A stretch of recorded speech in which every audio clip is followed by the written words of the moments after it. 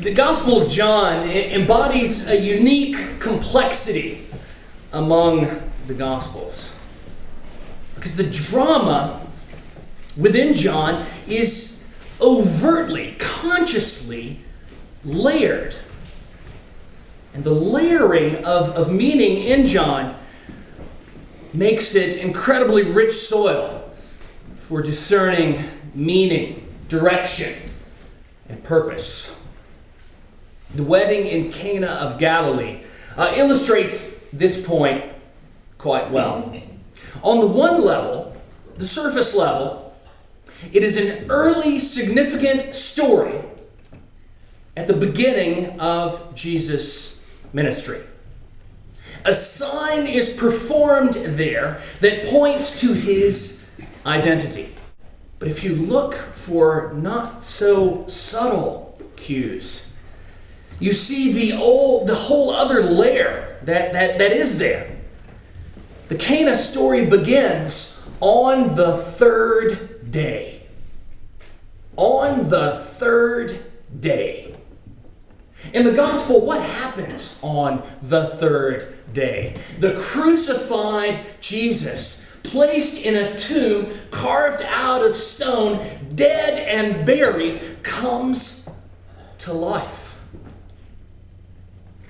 The risen Lord exits the tomb, visits the women, and begins a new kind of ministry on the third day. So when you hear on the third day in this text, you can read this with a post-resurrection lens. You can mine this for instructions for the early Christian community, the early church, Jesus' disciples and earliest followers. The third day is Resurrection Day. So what do we discover if we listen on this second level?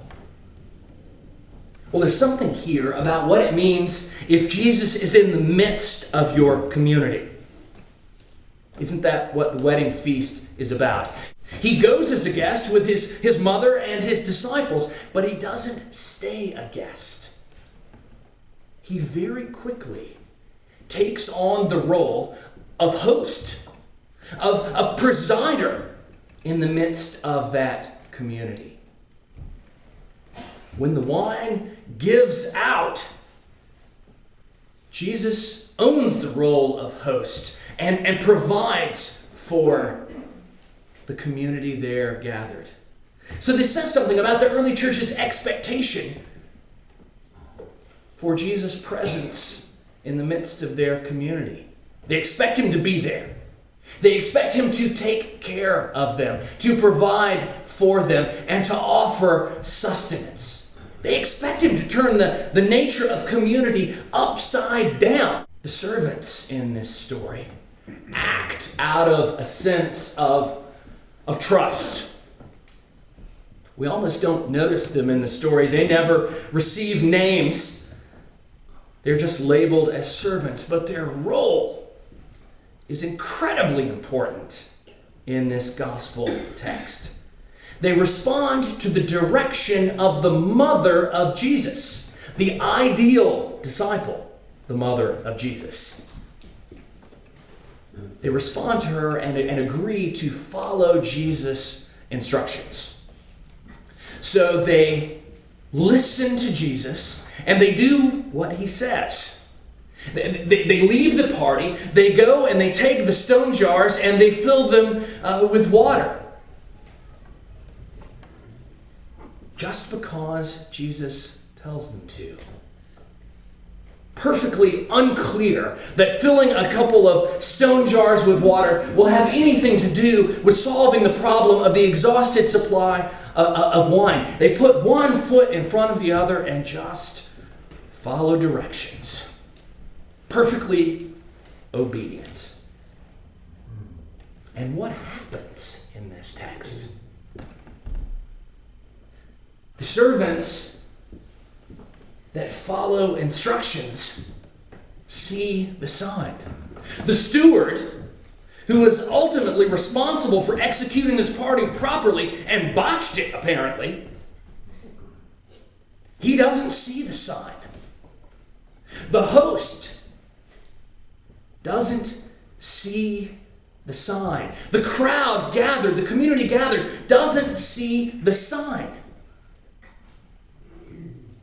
But the servants that are obedient and follow instructions see the sign. They accept their particular role, and they see and understand. I remember a lot of years ago, I was on a clergy retreat. It was a Lenten clergy retreat where our bishop, not this bishop, this was years ago, but our bishop called us together to prepare for Holy Week, Easter, and Eastertide. So it was a retreat center full of clergy. And we had morning prayer, and we had noonday prayer, and we had evening prayer, and the bishop offered reflections and his experience. It really sort of gathered us and took us under his wing and cared for us in a very real way. Now, I happened to be deacon at one of these Eucharists during that 3 or 4 day period of time. And a friend, a colleague, was the chalice bearer for that particular service. Now, my friend, my colleague, has what I would describe as kind of an annoying quality of being overly earnest. You know, every word that comes from his lips is just pregnant with meaning and purpose, and everything that he says just sounds a little holier than what I might say. He was the chalice bearer at this service. And he administered the chalice with the usual words, but with this breathy, saccharine kind of quality. Chris, the blood of Christ, the cup of salvation.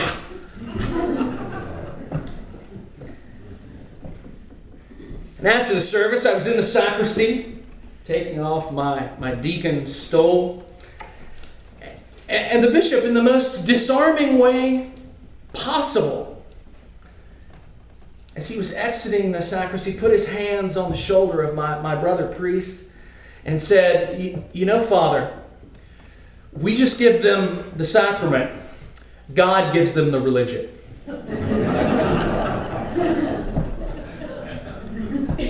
And he kept moving.